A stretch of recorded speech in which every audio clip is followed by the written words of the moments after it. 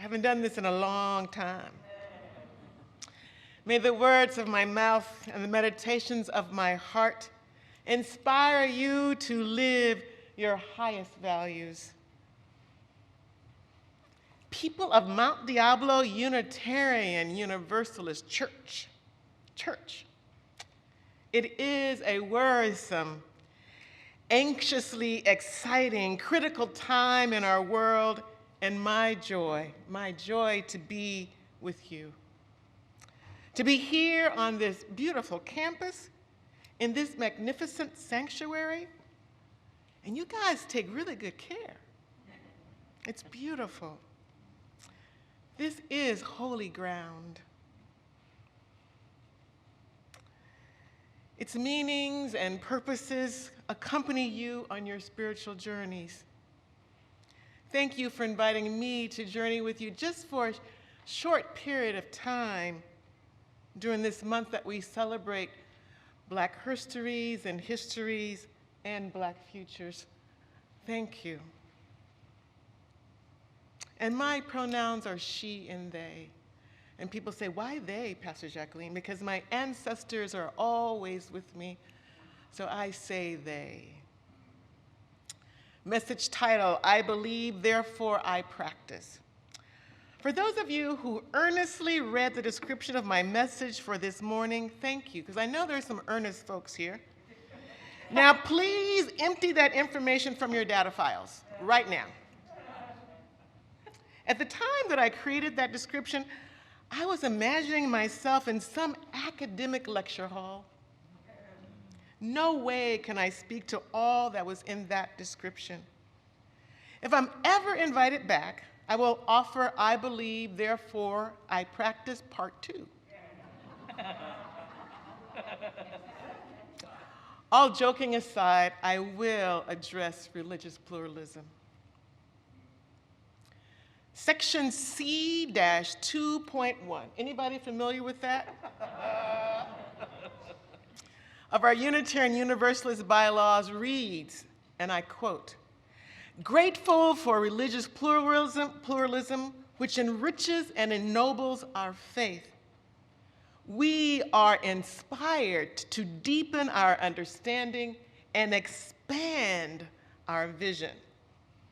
As free congregations, we enter this covenant promising to one another our mutual trust and support," end quotes. Grateful for religious pluralism? What is this concept called religious pluralism that enriches and ennobles our faith? It is my prayer that you will leave here today with a deeper curiosity about this concept and how you may embody it, and maybe even feel grateful. Part of the work of the Article 2 Commission resulted in an image of a chalice with an overlay of the word love over the flame in the chalice. This chalice image has 6 outstretched arms. I only have 2, but there are 6. Each of the outstretched arms represents a core value, and pluralism is one of them. In this article, there are also descriptions written for each of the core values. The description for religious pluralism invites us to celebrate that we're all sacred, diverse in cultures, experiences, and theology.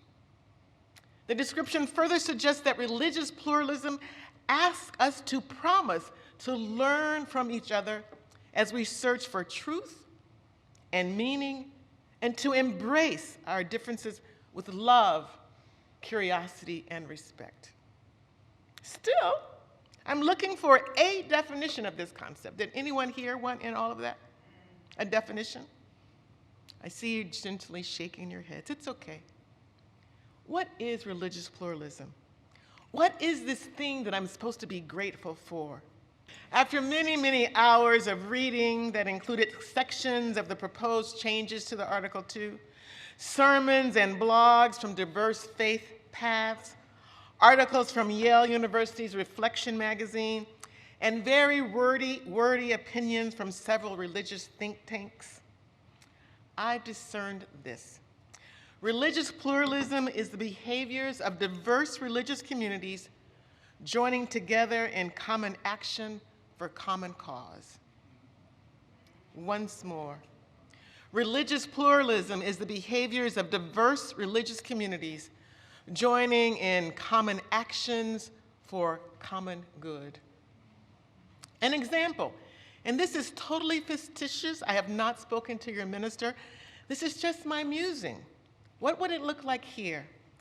It would look maybe like this. Mount Diablo Unitarian Universalist Church joining with St. Mary's Catholic Church and Walnut Presbyterian to have an after-school snack program for first and second graders.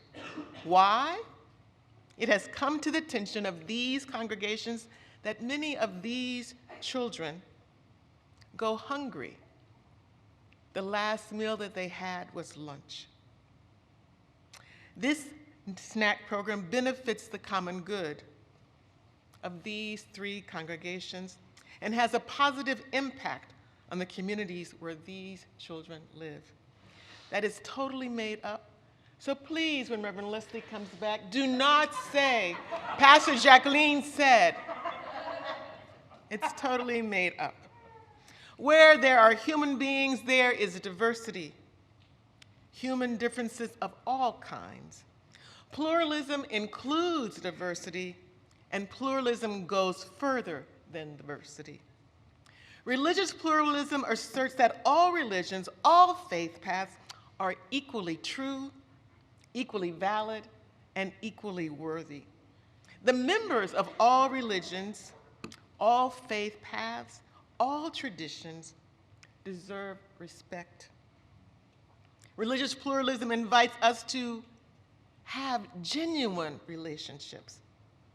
It invites us to be curious and to allow ourselves to be changed, to be transformed by engaging that which is religiously pluralistic and different from me, from our faith tradition as you use. Religious pluralism is not about right and wrong. It is about the common good. It does not require us to agree on everything and talk forever. It just requires ask us to agree on some things. Religious pluralism embodies partnerships, cooperation, deep listening, honest dialogue, and a love that consistently sees all, holds all, and hears diverse voices, much like this morning. Brief story. During the good old days of my life, which was a long time ago, my father, who was in the Army, was stationed in Germany. For the almost 4 years that my family and I were living there, I was totally immersed in the PYOC. It has nothing to do with people of color. It has everything to do with the Protestant youth of the chapel. Yes, little old me. At this duty station, there was one chapel, a very tiny kitchen, inadequate storage for all the religious groups that were held there. The Catholics had large chalices for Holy Communion, large crucifixes that they put up and took down after each Mass, boxes and boxes of communion wafers, countless boxes of grape juice, and missals, their songbooks. Now, us Protestants, we had stacks of various Bibles, songbooks, fans with pictures of Reverend Dr. Martin Luther King and Mahalia Jackson on the front, and these bulky choir robes.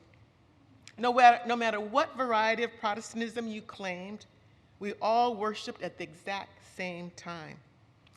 Our Jewish kin had a Torah, a holy ark that contained sacred scrolls, stacks of prayer shawls, candlesticks, candelabras, and a menorah. There was a non-denominational service. We were very thankful for them because they were minimalist. They had very few things. Then there are the things that we had to share, art materials for our children and youth programs, The stuff for pancake breakfasts, potlucks, Hanukkah, Christmas, 3 days, 3 King Days, Kwanzaa, Easter, summer, and winter solstice. You get the picture. And we had to share cleaning responsibilities, so there were cleaning supplies. We had to maintain a schedule, so there was a huge calendar. We did this while navigating different languages, interesting smells wafting from the small kitchen, unusual musical signatures. At the start of the church year, there was holy chaos. Things were not stored in the correct place, kitchen supplies were not restocked, someone was using the space when it was not their turn, sacred objects were touched with unclean hands. You can imagine the mishigash that took place. By Thanksgiving, love had found its way to the center. Respect, which means to see again, eased on in because there was really no other way. We all needed to use the space. Generosity appeared, trust showed up, phrases like, "I'm sorry, I did not know. May I borrow this? What is that thing used for? Thank you. Would you like to stay for my potluck?" These words and phrases became part of our everyday speech. We cried when someone was transferred. We celebrated birthdays and anniversaries. And we learned about each other's festivals and a little about each other's language. We grieved when someone died. We engaged each other. We were changed. As a teenager, I was transformed into an angel. The common good was served. How do we journey from diversity to religious pluralism? There are no easy routes or shortcuts. I offer you these 5 things to consider. First, it is contrary to being Unitarian Universalist, but this morning I invite you to believe in religious pluralism. Believe. Thich Nhat Hanh, a Zen master, a global teacher, a peace activist, stated, "Until there is peace between religions, there can be no peace in the world." Until there is peace between the religions, there can be no peace in the world. I urge you to consider believing. 2, actively and intentionally seek out opportunities to engage individuals and communities that are theologically different from you. Theologically different. Because you believe, take a risk. And in good faith, faithfully practice being genuinely and authentically engaged. Third, while you practice, notice your body. What is happening? What are you feeling? What are those thoughts? Say hello to fear and anxiety and guilt, and maybe even a little bit or a lot of shame. Say hello to thoughts like, "I should not be here. I knew that was going to happen. This is not my place." Embrace it all. Practice. Do not be deterred, and believe. Fourth, create for yourself a spirit team. Now I'm sure you're saying, what in the world is a spirit team? Spirit team is human allies, animal allies, ancestors who will accompany you and affirm how you are being and what you are doing. Call on them. W.E.B. Du Bois tells us, "The prayer of our souls is a petition, not for one good deed or single thought, but deed on deed and thought on thought, until day calling unto day shall make life worthy." Do not be deterred. Practice, practice, and practice some more with joy. Fifth and final, say yes. Say yes. Commit to a project or an act of religious service. Show up and allow yourself to be changed. Embrace religious pluralism. It is a long-haul spiritual practice.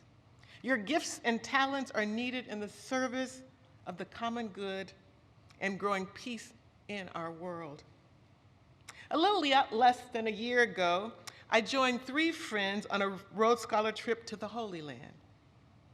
While in Jerusalem, we had the honor to meet Mr. Fadi Sudan, an Arab-Israeli citizen, originally from Haifa. Mr. Sudan brought his family to Jerusalem when his wife accepted a position in pediatric ophthalmology. He described Haifa as the city of Arab Jews coexisting and wanting to create this feeling in Jerusalem. After years of volunteering, he became the CEO for the historic Jerusalem International YMCA, and he was eager to show us around the facility. He was exceptionally proud of the youth basketball program he and others in the community developed. This program brought together Jewish children and their families from West Jerusalem who had various religious practices, and Palestinian children and their families from East Jerusalem with their various religious practices.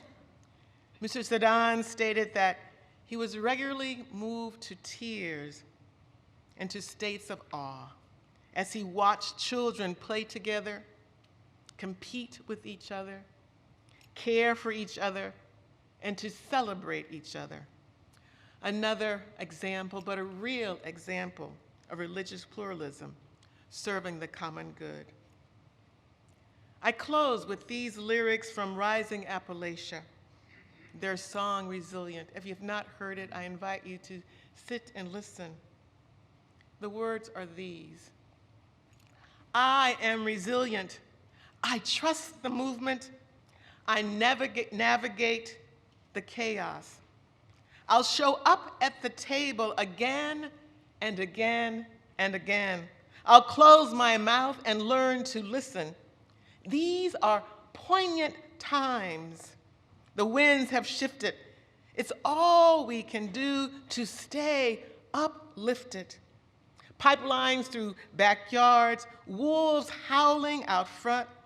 Yay, I got my crew, but truth is what I want. Realigned and on point, power to the peaceful, prayers to the waters, women at the center. All vessels open to give and to receive. Let's see the system brought down to its knees. So what are we doing here? What has been done? What are you going to do about it and when the world comes undone? My voice feels tiny, and I'm sure yours does too. But us all together make a mighty roar. I'm coming back. You guys are good. The end of the song goes, I got my roots down, down, down, down, down, down, deep. I got my roots down, down, down, down, down, deep. People of Mount Diablo, Unitarian Universalist Church. It is a worrisome, anxious, exciting, critical time in our world, and it is my joy to have been among you this morning. I am grateful for the hope that is embedded in religious pluralism.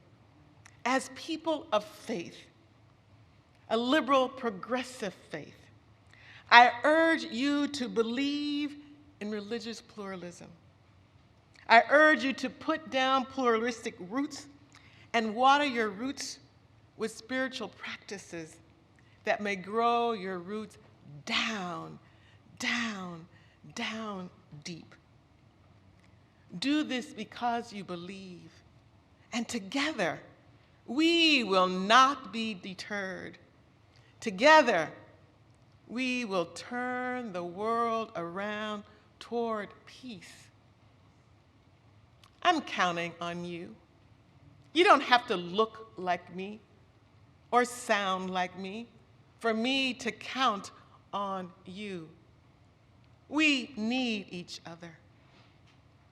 I believe in us. Ashe.